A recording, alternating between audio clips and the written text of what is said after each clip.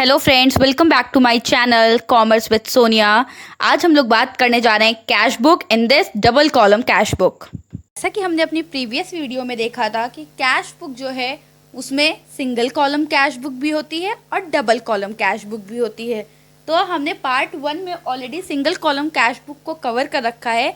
यहाँ पे आज हम लोग पढ़ने जा रहे हैं double column cash book. Double column cash book कोई बहुत ऐसा डिफरेंट चीज़ नहीं है। इसमें सिंपली जो है दो कॉलम्स बने होते हैं, cash column and bank column, यानी दो डिफरेंट कॉलम्स होते हैं। एक कैश कॉलम होता है और एक बैंक कॉलम होता है। कैश कॉलम वाली कैश बुक के बारे में ऑलरेडी हम डिस्कस कर चुके हैं। अगर आपने नहीं देखा है तो आप उसे देख लीजिए उस वीडियो को, उसका लिंक मैं डिस्क्रिप्शन में शेयर कर दूंगी। अब बात करते हैं बैंक कॉलम, यानी डबल कॉलम कैश बुक में बैंक कॉलम की बात करते हैं। अब bank account is a personal account. जैसा कि हम लोगों ने जर्नल एंट्रीज में भी पढ़ा था कि जो बैंक अकाउंट होता है वो पर्सनल अकाउंट की तरह ट्रीट किया जाता है। So personal account rule should be followed while recording transactions in the bank column of cash book.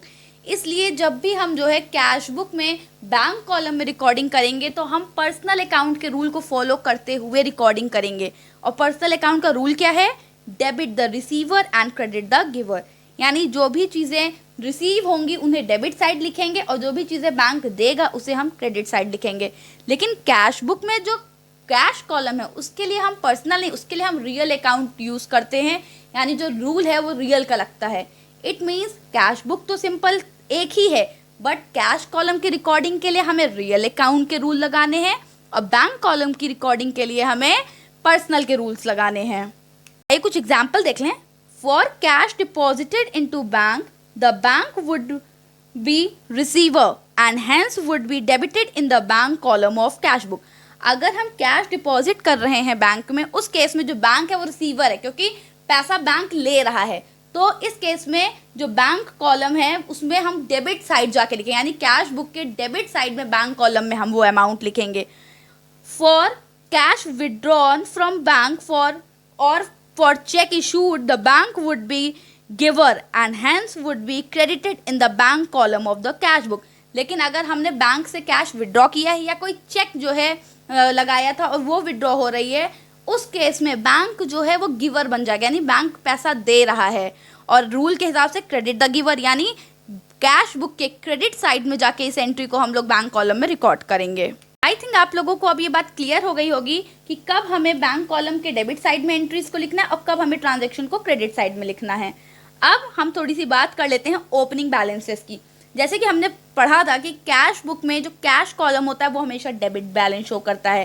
Cash column always have debit balance, यानी कैश कॉलम का कभी भी क्रेडिट में बैलेंस नहीं हो सकता। जितना अमाउंट हमारे पास कैश में अवेलेबल है हम कैश में एक्सपेंसेस भी उतने ही कर सकते, उससे ज़्यादा नहीं कर सकते। But opening balance of bank column में भी डेबिट और क्रेडिट, लेकिन बैंक कॉलम में ऐसा नहीं है कि हमेशा मेरा जो है डेबिट बैलेंस ही रहेगा या क्रेडिट बैलेंस ही रहेगा। बैंक कॉलम में आपका डेबिट बैलेंस भी हो सकता है और क्रेडिट बैलेंस भी हो सकता है, ये डिपेंड करता है क्वेश्चन पे। अगर डेबिट बैलेंस है तो आप जो है उसे डेबिट साइड शो करने वाले हैं और अगर क्रेडिट बैलेंस है तो वो आप क्रेडिट साइड शो करेंगे। Now overdraft. ओवरड्राफ्ट क्या है? ये ऑलरेडी हम लोगों ने जब बेसिक टर्म्स पढ़े थे अकाउंटिंग के तब हमने पढ़ा था कि कभी कभी ऐसा भी होता है कि किसी भी पर्सन या किसी भी बिजनेसमैन का अगर करंट है, वैसे करंट अकाउंट सिर्फ बिजनेसमैन के ही होते हैं, तो बिजनेसमैन के पास करंट अकाउंट है तो जितना पैसा उनके में है उससे ज़्यादा का विड्रॉल हो जाता है, उसको हम कहते हैं overdraft. So overdraft balance will be treated as credit balance of bank. अगर क्वेश्चन में आपको कहीं भी ये नहीं दिख रहा है कि डेबिट बैलेंस है या क्रेडिट बैलेंस, बट क्वेश्चन में गिवन है ओवरड्राफ्ट बैलेंस, इट मीन्स वो क्रेडिट बैलेंस है बैंक अकाउंट का, यानी हम उसे बैंक कॉलम में क्रेडिट साइड शो करेंगे क्योंकि वो क्रेडिट बैलेंस है बैंक का। Is this clear? आज के लास्ट टॉपिक की तरफ हम बढ़ते हैं और आज का लास्ट टॉपिक है Contra entry. It is a transaction which involves both cash and bank. Contra entry एक ऐसी एंट्री होती है जिसमें कि कैश अकाउंट और बैंक अकाउंट दोनों इफेक्ट करते हैं, यानी एक अकाउंट डेबिट तो दूसरा अकाउंट क्रेडिट हो रहा होता है। इस एंट्री में जो है जो दोनों इफेक्ट्स हैं डेबिट एंड क्रेडिट, ये दोनों एस्पेक्ट्स जो है कैश बुक में रिफ्लेक्ट करते हैं। Both debit aspect and credit aspect of a transaction gets reflected in the cash book. यानी कैश बुक के डेबिट और क्रेडिट दोनों में जो है ये रिफ्लेक्ट करते हैं। For example, if you have withdrawn cash from bank, अगर आपने कैश को बैंक से विड्रॉ किया है तो आपका एक कैश कॉलम इफेक्ट होगा, दूसरा बैंक, यानी यहाँ पे दोनों कॉलम्स जो है एक साथ इफेक्ट हो रहे होते हैं, कैश और बैंक। दैट्स वाई इसे हम कॉन्ट्रा एंट्री कहते हैं। आई होप आपको जो है ये चीज़ समझ में आ गई होगी। नेक्स्ट पार्ट में हम लोग डबल कॉलम कैश बुक का न्यूमेरिकल सॉल्व करेंगे। अगर आपको ये वीडियो अच्छी लगी तो प्लीज़ मेरे चैनल को सब्सक्राइब करें, बेल आइकन को प्रेस कर दें और मेरी वीडियो को लाइक कर दें। Thank you.